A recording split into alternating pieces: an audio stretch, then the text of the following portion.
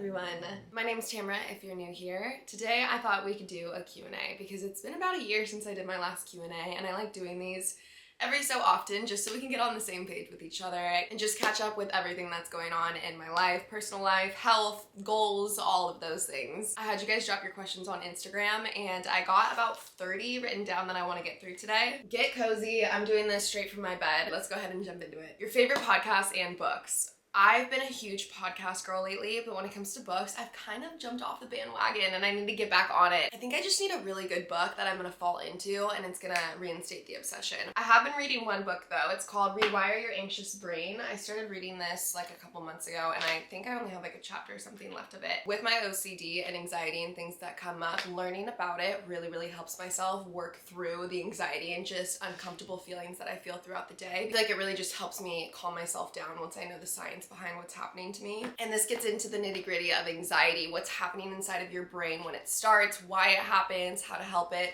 I really highly recommend this book. Josh actually bought me this book and I love it. For podcasts, I have a few. I love the Huberman Lab for anything science related. I think he covers a bunch of different topics and they're super interesting. I like Skinny Confidential a little bit more for learning about the people behind brands or how people and businesses became to be and the things that they learned along the way. And then I lately have been watching Madeline Argy. I don't know if that's how I don't know exactly how to pronounce her last name, but I really relate to her. Whenever she talks, I'm like, she's spot on with exactly how I'm feeling. And I just found out that she also has OCD, so I'm like, makes sense. Current workout split. I'm going to the gym probably about 3 to 4 days a week, and then Pilates 1 to 2 days a week. I love weightlifting and doing Pilates training. I think the combo is just chef's kiss. I've also been back on my long walks. I go for long walks probably 5 times a week at least. I'll take Stella. It's probably 2 to 3 miles, really not that crazy.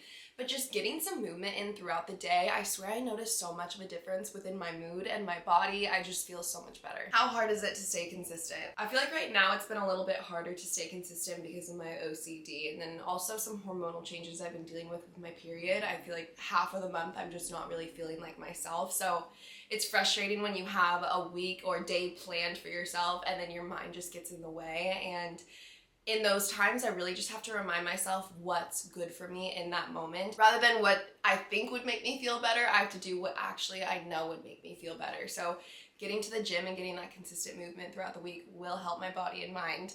Getting out and socializing every so often will help my body and mind. Finishing all my work and not carrying on the stress will be better for my body and mind. Yeah, it's hard. I feel like you almost have to switch into being a parent for yourself rather than your best friend. And this kind of goes into the next question of how I stay motivated. I think reminding yourself of your goals and your accomplishments can make such a huge difference. If you're reminding yourself of your accomplishments and all these things that you've already achieved, it helps build up your confidence because you're like, oh my God, I did that. I'm capable of doing that and I can do so much more. And then your goals will just keep your eye on the prize. I think sometimes when we move through life and there's a lot of things going on, we lose sight of our goals or we honestly just forget them because there's too much chaos going on. We're just trying to control the situation at hand. But remind yourself of those goals. Remind yourself of everything that you've already achieved so you have that confidence to get those goals. I think that is a huge thing for me. And actually, I've been doing this one journal. Let me get it. I've been doing this journal called 3 Times Happier. You're supposed to do it in the morning and the night. And the reason why I love it so much is it has a question that says, what would make today amazing? And then in the evening, you have something that says, what are 3 good things that made me feel grateful today? And I think just having this daily reflection of setting an intention in the morning of what I'm looking forward to in the day or what I want to achieve in the day. And then also having to talk to myself at the end of the day of like, okay, so how'd it go? Like, how'd the day go? I am more excited to go into the day because I'm like, okay, this is what I want to achieve. And then also as I'm moving throughout the day, I want to make myself proud at the end. Work, be productive, do something fun for yourself so you have something fun to write later. And I know it can be simple and it's just writing something down, but really, I feel like it does help me so much. Advice for accepting body changes. I feel like this past year has been nothing but body changes to me. If it comes to my weight, my skin, my acne, I've had so many switcheroos in my body this past year. And the biggest thing for me is figuring out the why and understanding why something is happening to your body. So if you're gaining weight, understanding why. Is it because you're just a woman and your body's preparing to have children and the purpose of life, and you're just becoming womanly and getting your womanly curves, which is so beautiful? Is there something more going on? Are you feeling uncomfortable? Maybe there's something that you need to look a little bit further into. In our 20s, especially when you're around 25 years old, as women, our bodies just change so much. Your skin doesn't snap back as much as it used to. You're holding weight in some different areas. Your boobs are getting bigger. There's all of these changes that happen. And I think understanding why and the human body and why we go through these different changes is so important and kind of helps you through those things. Or maybe your body's changing from an autoimmune flare-up, or you're going through something where your body is just kind of taking the hit from it. Having some grace for yourself and doing everything you can to support your body until you're feeling like you again. And I don't know if it's because I'm a Leo, but I've always held a decent confidence when it comes to things. Even when I've gained weight, I'm like, okay, I'm gaining weight, I have an ass to twerk. I'm like, I have new toys now. It's so hard to see any change in your body because what you're used to is what you're used to. So when it goes away from that, it kind of makes you sound the alarms. You think everybody else is noticing this change within your body, and it just kind of makes you freak out. Remember, it's about your feeling. If you're feeling amazing and you're feeling healthy and energetic, then do you enjoy your life and enjoy your healthy body. But if there's something that's telling you something's off, that's an opportunity to learn a little bit more about yourself. Your body's gonna change so much throughout your life. Your body's gonna change so much throughout each year. And for women, hello, our body changes so much each month.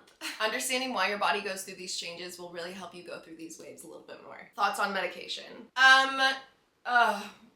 You know, I thought I was gonna want to sit on my bed, but I'm actually getting a bit uncomfortable and I just want to crack my back. When I first found out I had OCD, it was about 2.5 to 3 years ago. I just made a TikTok and I said 2 years ago, but I'm like, I actually think it was closer to 3 years ago. When I found out I had OCD, I was in therapy because I had things going on in my family. My dad was going back to rehab for his alcoholism. I was just kind of going through it mentally, and I also still didn't understand that I had OCD. I didn't understand that I was ruminating or having intrusive thoughts or falsifying memories. If you have any type of chaos or loud noise that's going on in your mind for too long, I think it can turn into darkness. And once it becomes darkness, I feel like it's really hard to pull yourself out of that darkness, especially when your mind still feels chaotic. It feels like you're just getting further and further into a hole. So at the time, we realized that I was dealing with situational depression, and she recommended that I start Lexapro. I ended up going on Lexapro on a very low dose, and it really, really helped me. I was able to get back into my routine and get back into my day-to-day living. I wasn't having panic attacks every single day. I was just feeling so much better. And so then I stopped, as so many people do when they feel so good. When I stopped, I was newly single. I was in a new location. I had new friends. Life was exciting. I was traveling all over the place. I had basically every distraction you could ever possibly imagine. But at the same time that I'm having all of these distractions, I got poisoned by black mold. I had psoriasis popping up all over my body. I also had some work things going on in my life, personal friendships and whatnot, that were also kind of creating a drama or just stress in my life, but I wasn't necessarily understanding what it was doing to my mind, because I got on medication not long after I found out I had OCD. So I think a lot of my OCD symptoms and tendencies went away before I really could learn about OCD and what I was experiencing and getting definitions for everything, I guess you could say. And so when everything started back up, I didn't realize it was my OCD because I didn't know what OCD was still. I didn't really have a good understanding of what I was dealing with or what it meant when it came back on. When I started getting into the relationship with Josh, I think naturally when you're in a relationship, life starts to calm down a little bit. It was kind of like this, oh wow, my OCD has been knocking on the door this entire time and I just haven't been answering it because I didn't know who it was, basically. I think getting psoriasis and learning about psoriasis and learning about mold poisoning and what you're supposed to do for your body and all the different holistic things you can do and diets that you can do and all this stuff, I didn't even realize the obsession that was beginning inside me. And I didn't realize the doubt that was forming. I didn't realize the constant war and arguments I was having in my head every single day around what foods I should eat, what friends I should hang out with, what I should do for work, where I should be living. Every single part of my life again, I began analyzing all over again. And I think with OCD, it's like having a bully in your head at all times, shitting on yourself at all times. It's everything you do, it has a doubt about, it doesn't believe in you in, it always has something to say. So now experiencing my OCD unmedicated throughout all of this, I've spent so much more time researching and understanding what's actually happening to my mind. Medication is definitely not off the table. I see what it was able to do for me before and how much it helps others. I think that it definitely does have its time and place for some people. I'm definitely not against it. I'm not saying everybody get on meds or nobody do medication. It's really based on your own personal preference and your own needs. If you are thinking about medication or you are thinking that it might be a right move, please talk to a therapist or a psychiatrist before you get started.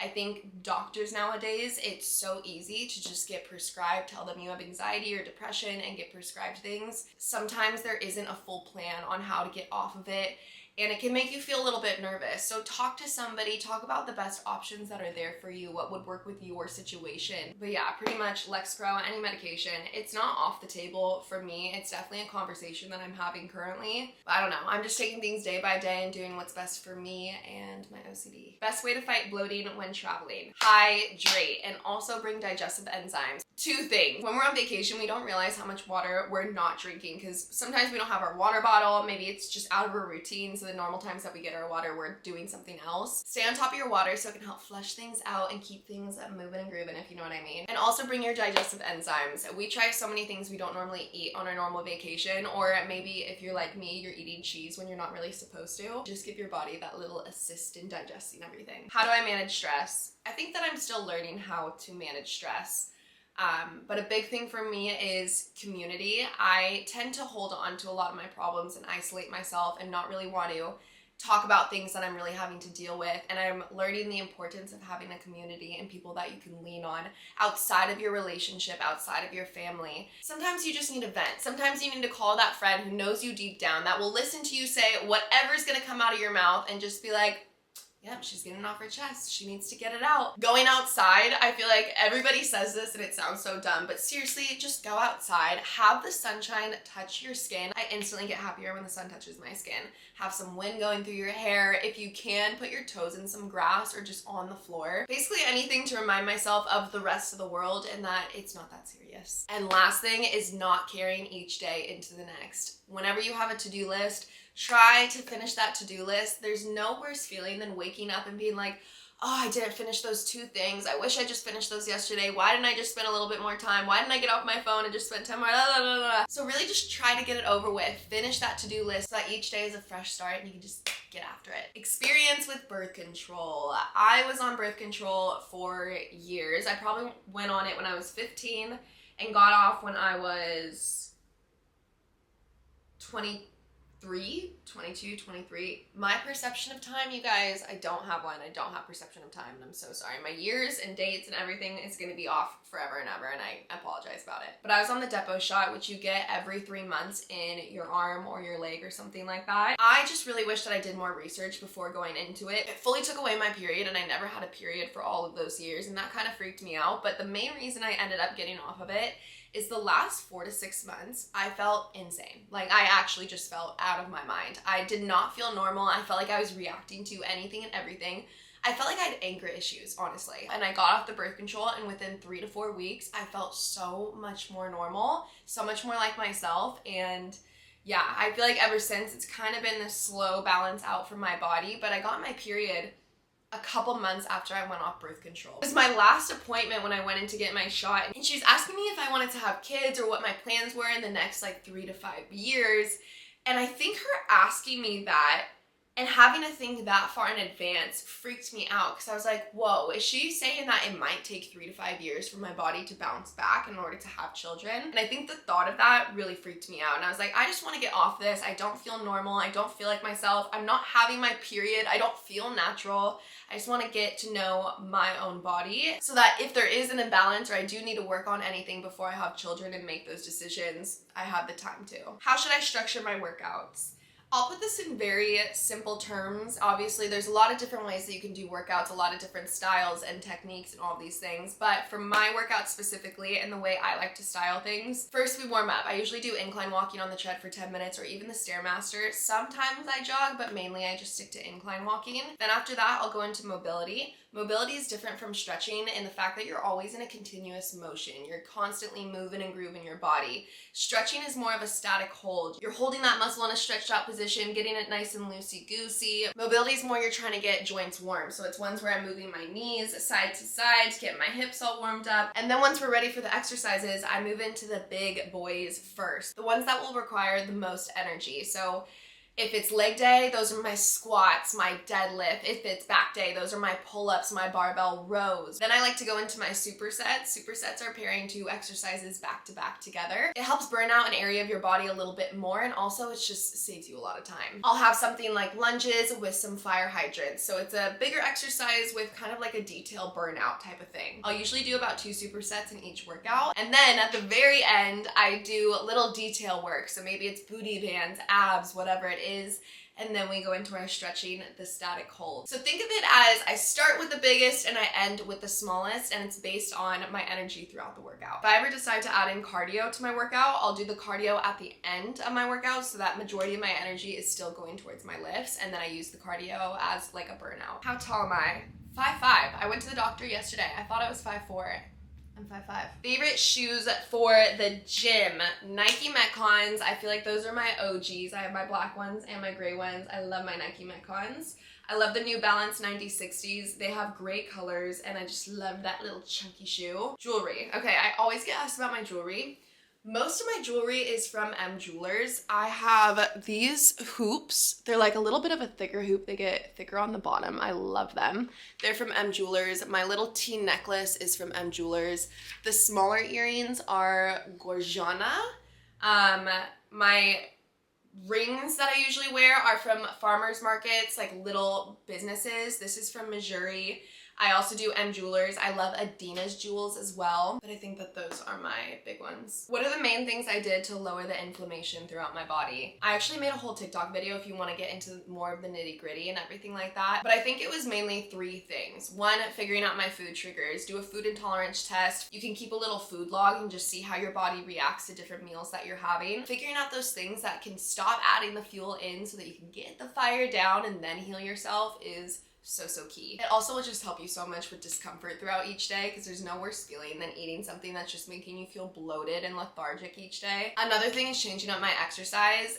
Movement is a big way of me getting out my emotions and feelings and all of those things. So I usually lean towards high intensity sprints, box jumps, all of those things that just feel good and energetic to get out. But I realized that that was causing so much more stress from my body. So I almost had to rewire my body and mind and find other ways to relieve that stress. If it's going through a long walk or calling a friend and getting that vent out, or maybe doing some type of breath work. But when it comes to movement, I had to scratch all of the high intensity stuff. I realized that I was almost getting bloated after my high intensity workouts, or after a boxing thing. I would wake up and I had more patches on my body. So switching to things that were calmer, where I'm slowly burning my muscles out rather than quickly burning them out, has made a huge difference for me. And with that, lastly, reducing stress. If it's with your friends, job, whatever it is, try to reduce as much as you can. Cut out the toxic people, end that relationship that's draining you. Whatever it is, just focus on yourself so that you can heal your body. We don't realize the effect stress has on us until it's too late most of the time, and it's actually wild what stress can do to you. Top workout clothes. TLF Tamara. Set Active is always a good one, and I've also been loving Buff Bunny. Buff Bunny, they have really good stitching, if you know what I mean, and then also really cute sports bra cuts and all the things. What helps you move on from relationships? Reminding yourself who you are. It's basically a moment to reintroduce yourself to yourself. It's like, hey, this is who I am, this is where we're at. Who am I? Let's get on the same page again. It's a time to recenter yourself, get your goals reset. Literally act like you're dating yourself. Start taking yourself on your own dates. Spark up those old passions and interests that you used to have alone. And if you're having a hard time remembering who you are, that's the part where you can rely on your community and your friends to help build you up and remind you who you are. And last thing I want to say about relationships is that each relationship is just a huge learning lesson. Each time you get into a relationship, you're attracted to them for qualities that you want to obtain and also qualities that you have in yourself. So even when you're walking away from a relationship, I think there's so much to learn about yourself, others, how to treat others. It really teaches you what you need, what you want, what your expectations are. It can be really beautiful, but I think when you're going through it in the moment, it's really hard to see that silver lining or the purpose of it all. But a few years down the line, a few months down the line, whatever it is, you begin to realize, oh, this was their purpose in my life and I was this purpose in theirs. Should I go to the gym early in the morning or late at night? That is so up to you. I talk to my clients about this all the time because it's really based on your energy. Some people are early birds. They wake up, they have all the energy as soon as they open their eyeballs. This is me. I literally have all the energy in the world for the first 4 to 5 hours of the day, and then it's slow after that. And then there's people like my boyfriend where he gets all of his energy at 10 p.m. at night, and he's up and he can stay up until 3 a.m. if he wanted to. He usually doesn't, but he can stay up super, super late and he has all the energy. And that's also his mental power. His mind is on in that time. Versus if you ask me to work at 10 p.m. at night, it's like lights on, no one's home. Figure out when you operate best and when you have the most energy and do it then. If you have it in the morning, go in the morning. If you have it in the evening, do it in the evening. How did me and Josh meet? I feel like I've talked about this before, but maybe I haven't. We met when I was doing my traveling last summer. I was going throughout Europe and then I went to Greece and then I came home for a little bit, then went to Bali. And when I was in Bali, that's when I met Josh. We have a mutual friend, you guys know Olivia. She'd been friends with Josh for years and obviously knew me. So when we were in Bali at the same time, she was like, you guys have to meet. We ended up hanging out. We had an accidental date where we were supposed to go to the beach and meet everybody there. We went, the two of us, didn't have service, and then ended up just kind of having like a little day. And then the next day he picked me up at my Airbnb at like 4 or 5 in the morning to take me to go see monkeys before I left. And he drove me on his little moped scooter at 5 in the morning. We literally had bugs like hitting us in our teeth. And then I came home and this is where I was going through it with my skin, my body, my mind. I just moved into this new apartment and I think life was hitting me. I fully ghosted him. I ghosted him for an entire month and then he was coming to America in October. And so then when he came to America in October, we hung out and then it was just boom after that. We didn't really stop hanging out ever since. And it's just kind of been this like crazy ride ever since. I mean, he's from Australia, I'm from America. So our relationship has always kind of been intense from the start. When we first started hanging out and dating, he had his own Airbnb. And then after that Airbnb, he would just stay with me because there's no point in him getting his own place when he's only visiting for a couple months at a time. And also, if we're long distance, I'm like, oh, I want all the time with you when you're here. So come stay with me. And then when I go to Australia, I'm staying with him. So our relationship has felt like it's been on the fast forward button because it's like we're newly dating, but we're also living together right away. It's been a very wild experience about learning each other and figuring out this whole process, but I honestly wouldn't change it for the world. But yeah, that's pretty much how we met. And we met in Bali, I ghosted him, and then he followed me to America. Tips for social media. Stay consistent and authentic. I feel like everybody and their mother says stay consistent, but it is so true. If you don't post, you're just not gonna get as much engagement. And also authenticity and staying true to yourself. Sometimes social media frustrates me because it feels like we're all regurgitating the same thing. And it's like we're all just making the same videos over and over again. And I think it comes from all of us just watching the same content and then getting the same ideas and motivation. And so with saying that, I feel like try to prioritize getting inspiration outside of just social media. If it's through movies, if it's through books, if it's through artwork, if it's through life experiences, just try not to get all of your ideas and motivation through social media. And a big one is creating boundaries. Now that it's for work, you don't realize how much time you are spending on social media, and giving yourself that cutoff point or not letting yourself scroll when you're just supposed to be posting and then all of a sudden it's 10 minutes later and you're down on your For You page. Because social media has a very, very easy and big impact on your mental health. So if you're not going into it with those strict boundaries, it can get messy very easily. I just opened the light because it was getting a little dark in here. Tips for toxic boys and friends. Another beautiful name for them are leeches, because I feel like they're just there to suck you dry. I think people that are lower in confidence or aren't exactly where they want to be in life will see people that have the things that they want, have the guy that they want, have the job that they want, have the situation. They latch on to those people. And for a lot of those people, they don't realize that they're dealing with a leech. They want to help the ones around them. They want to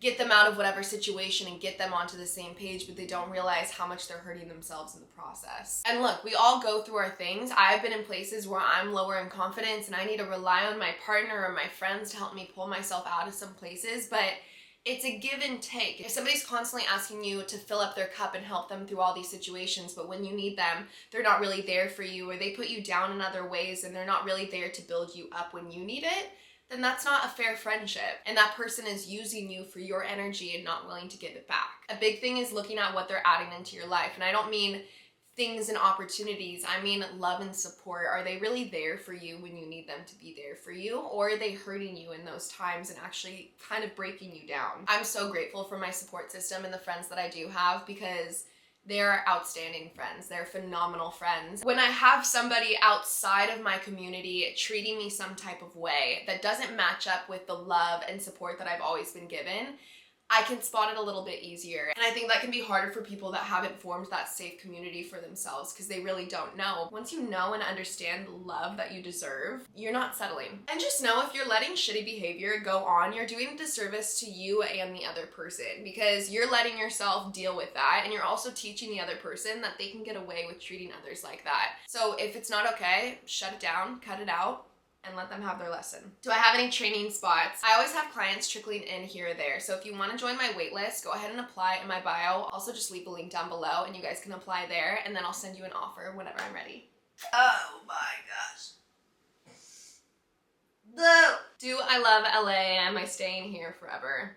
Look, I'm gonna be careful when I say this because it's a sensitive topic to some people when you talk about LA. I think LA is a beautiful place. It's the land of networking. It's the home of so many businesses. There's so much going on here, and I think that there's a corner for everybody. But I don't think it's my forever home, and I think my time here is coming to an end. I've lived in a city. Before I lived here, I lived in Gaslamp, San Diego, which was another city vibe, and I've always lived somewhere where there's always things moving and grooving. It's not very calm. I've always had to deal with traffic lights and sitting in traffic and parking structures. I think it was really, really fun, but I think I'm starting to get over it. And also when it comes to my work, I moved out here for networking and to get to know people and see where it could take me. I think it really helped me out, but also getting to know myself and my mind, I think it can get overwhelming for me sometimes, because like I said, it's the home of the events and where everything is. And I have a hard time creating those boundaries and kind of shutting off that world. I think I'm entering into the next phase of my life where I'm ready for things to be a little bit calmer. I don't need the hustle and bustle so much. I want to fall into contentness and feel good in my everyday. And right now I'm just getting over looking out my window and looking at different buildings and different signs, and I'm over looking at billboards. I think LA has served such a beautiful and important purpose in my life, but I don't know if there's much of a purpose anymore. If I were to move, it would be more down south. I'm thinking about going back towards San Diego. And yeah, there's also some other ideas. Do I drink? Very occasionally. I'm definitely not as strict with myself anymore in the past month or two, but I'm still not drinking. I don't go out to the bar and I'm not getting drunk. I feel like when I say I'm drinking, I'll go to a dinner once a week and I'll have one drink. It's just not worth it for my body right now with my skin and especially my mind. It's just not worth it. How do I stay productive? Plan it out. I feel like if I leave myself room to overthink anything or go back on ideas, that's where I'll start procrastinating. So the night before or morning of, plan out your entire day and then just do it. Don't let yourself second guess anything. Don't let yourself plan anything else. Just do what you already had planned. Current skincare routine. My skincare routine has been so simple. I use the La Roche-Posay cleanser, that little blue bottle, every morning and night, and then in the morning I'll use a vitamin C serum and also a light moisturizer, and then in the nighttime I alternate between an AHA, BHA, the Paula's Choice, a retinol, or just normal moisturizer. My boyfriend and I are moving in together. Do you have any tips? Obviously you guys are about to share all of your personal space, so when it comes to space, still prioritize it. Still keep your outside lives. Go and hang out with your own friends. Allow him to hang out with his friends. And keep that distance when you can, because you're gonna be on top of each other all the time. It's still so important to maintain those independent lives. And also get on the exact same page with expectations. Sometimes when we move into apartments with people, we think, oh, they probably do this, or they'll just do this, or I'm sure it'll go about this way, but you really don't know until you're experiencing it, and then you realize oh, I wish they would help out in this way, or I wish I could do things this way, or da-da-da-da-da. Just talk about everything. Communication is gonna be number one. Don't let things bottle up. Don't hold on to things. If you're feeling anything and anything's bugging you, just let them know so you guys can work on it. Because since you are in a smaller area, those things just build up quickly, and most of the time it's just a miscommunication and you're just not on the same page with things. And last question is, how has social media been treating me? Having social media as a job is the biggest blessing and such a dream. I love creating content to help you stay motivated and help you through your everyday lives and your fitness plans and whatever it may be. I think I have battled with it in some ways when it comes to isolation, because it is just me, myself, and I doing these things. So in times where I didn't prioritize my community or family or my own personal interests, I think that's where I've taken a hit to my mental health. Creating those stricter boundaries while moving through it has really, really helped. And also working with clients has made such a difference for me. Being able to talk and communicate with people throughout the day helps so much. So if you want to train with me, please train with me. It brings me so much happiness getting to talk to you guys. And yeah, and sometimes it makes me think, do I want to start coaching again somewhere? Would I want to start having classes somewhere? I don't know. I definitely do miss just having more people around me sometimes, but when it comes to this job, I wouldn't change it for the world. I'm so grateful that I get to do it anywhere and get to help so many of you. But definitely still working on boundaries and priorities sometimes. All right, those are all the questions that I want to get through today. It's always a pleasure catching up with you guys. If you have any other questions, leave them down below and I'll be sure to answer them in the comments section or even in the next video to come. If you liked today's video, please give it a thumbs up, subscribe if you haven't already, and I'll see you guys all so soon. Bye!